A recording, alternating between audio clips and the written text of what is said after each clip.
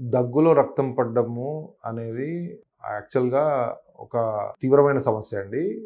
ఇది కొంతమందిలో simple bronchitis అంటే సింపుల్ ఇన్ఫెక్షన్ అంటే శ్వాసనాళాల్లో సింపుల్ ఇన్ఫెక్షన్స్ వల్ల కూడా రావచ్చు. ఇలాంటి వాళ్ళలో ఇది పెద్ద ప్రాబ్లమాటిక్ కాదు. అంటే 5-7 డేస్ ఆఫ్ యాంటీబయోటిక్స్ అండ్ కొన్ని మందులు వాడడం ద్వారా తగ్గొచ్చు. అంటే ఇన్ఫెక్షన్స్ బ్రాంకైటిస్ అంటాం మనము.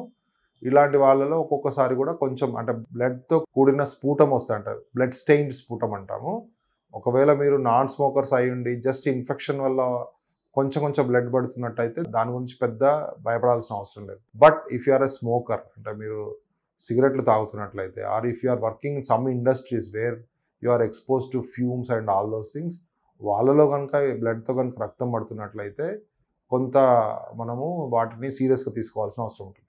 ముఖ్య కారణాలు ఇండియాలో ముఖ్య కారణాల్లో ముఖ్యమైనది ఏంటంటే టీబీ ఇన్ఫెక్షన్.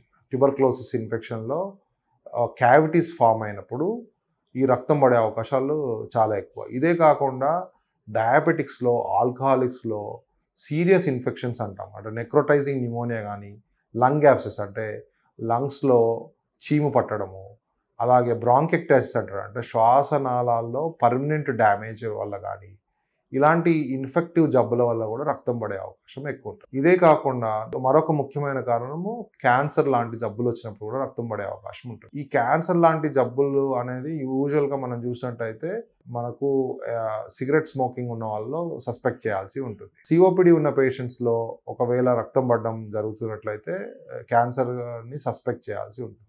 ఇదే కాకుండా కొన్ని వాస్కులర్ డిజార్డర్ అంటే పల్మనరీ వాస్కులర్ డిజార్డర్స్ అంటాము. ఇవి వెరీ రేర్. వాస్కులైటిస్ అంటారు. చాలా రేర్ డిజార్డర్స్. వీళ్ళలో కూడా ఒక్కొక్కసారి రక్తం పడే అవకాశం. బట్ ఒకవేళ మీకు రక్తం పడుతున్నట్లయితే అది కొంచెమైనా కూడా లేదంటే మోర్ దెన్ 50 ml ఒక కప్ అంతా రక్తం పడుతున్నట్లయితే ఆర్ కొంచెం కొంచెం పడుతున్నా మీ సమీపంలో ఉన్న పల్మనాలజిస్ట్ సంప్రదించి తగు జాగ్రత్తలు, తగు ట్రీట్మెంట్ తీసుకుంటే మంచిది. మీరు తీసుకునే అదే మందులు, అదే నాణ్యమైన మందులు, కానీ సగం ధరకే. అవును, మెడ్ ప్లస్ బ్రాండ్స్ పై 50-80% తగ్గింపు.